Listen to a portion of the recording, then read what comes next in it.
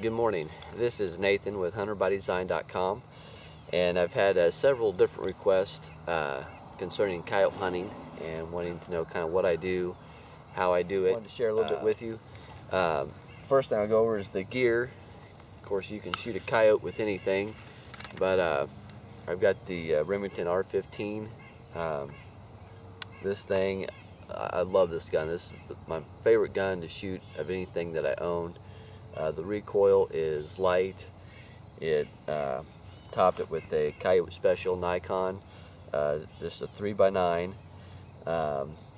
Some people get caught up in putting a real powerful scope on there, but 3x9 is really all you need. You can shoot out, 400 or 500 yards if you wanted to with a 3x9 and have absolutely no problems. So anyway, that's a quick look at the gear. I also use these, they're called Stony Point. These are, makes a really nice solid gun rest. The gun sit right up in there, it gives a great cradle. Makes you really solid when you're shooting. You don't want to go to all the work of getting a coyote into your call and then miss the chip shot, which we all have done at some point or the other. But that's that. I also wear a turkey vest, which I find to be very helpful coyote hunting. You've got your seat, you've got all your calls, or it can be right here handy. It's just handy with the video and the shooting sticks and everything. Throw them in your pack and be good to go. So that's the gear. The first thing I would caution you on coyote hunting, they have amazing senses. They can see great, they smell great, and they hear great. So there's nothing they can't do really well. And so, and they're very, very smart. Their survival instinct is second to none. And so I usually try to set up to where, of course, you can see quite a ways if possible. And I also like to have some shooting lanes downwind of me as well, if possible. That's not always a possibility, but a lot of times a coyote will try to circle downwind when he hears you squealing, and will try to check the wind first. And so if you can have some shooting lanes that way, you can kind of cut them off as they try to circle you downwind. But excuse me, one of my favorite calls is the Primos Catnip. Is one of the easiest calls probably ever made for predator calling, and it makes some of the greatest sounds. So this is my top choice. It's the reed it's actually a closed reed. The reed is inside, but you can simply, by the pressure you bite down on this on the neck here, is the different tones you can get. So I'll go ahead and blow that for you a little bit. This is typically how I start with calling, and this will be the kind of the dying rabbit, the rabbit in distress call.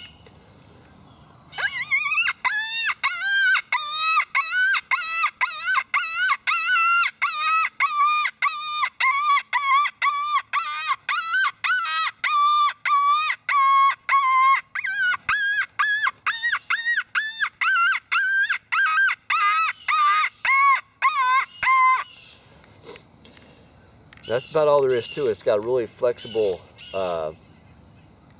end on it, to where you can really vary those tones, and I think that's great when you're predator hunting.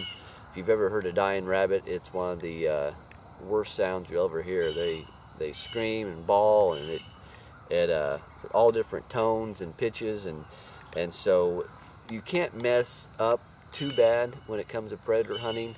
When you're squealing on one of these, as long as you keep the tone up high enough and to make it realistic, you can actually make a lot of different sounds and still be within the, I guess the acceptable sound.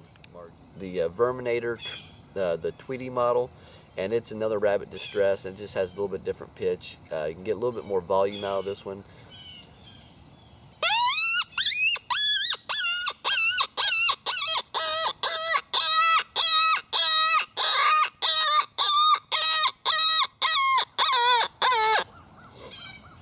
And so you can make some, it's another great little call. It's an open recall. It's just a little bit more difficult, but it won't take you long to master that as well. And this here is the Primos Midi Mag Howler. And I'm not an expert on howling. I'm still learning on that. I've got a lot of the vocalizations down, but as far as when and the time of year, there's different times of year that work best. You can do you know, a challenge howl, mating howl type of thing, and so I'm still, admittedly, still learning on this, but I'll blow it a few times just so you can hear a couple yelps and then the howl.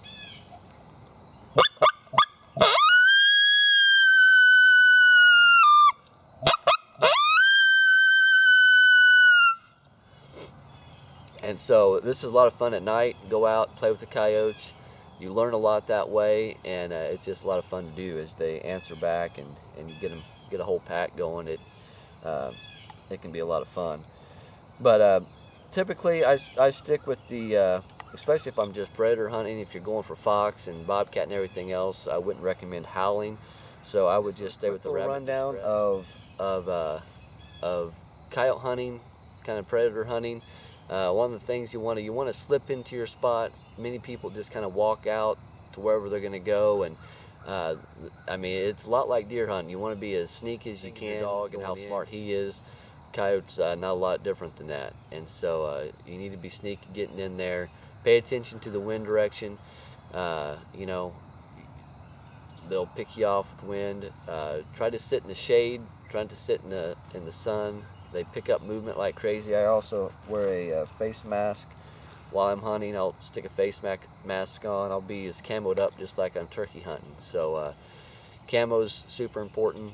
And as far as the calling goes, I will, you know, I'll do that for a minute or so, give myself a little break, catch my breath, and then get right back into it. I mean, you know, there's not a lot. You know, if you see one coming in, shut up until they hang up. Basically, it's kind of my mode. You know, you don't want to overdo it. If you're calling and they're coming in, they're going to pinpoint you, and so the better, you've got a lot better chances if you just be quiet. If they're coming in, just let them come, and that way they're not staring right at you the whole time, and they don't pin your location down quite as well. Many times I'd recommend staying put for 15 to 20 minutes per set, and you know, get out there early morning, get out there late evening. Those are the best times. Best of luck to you, and stay in tune this year. We're gearing up for a fun bow season, and so hopefully there'll be more vids to come, of some great deer here in Missouri. Thanks a lot for watching. God bless.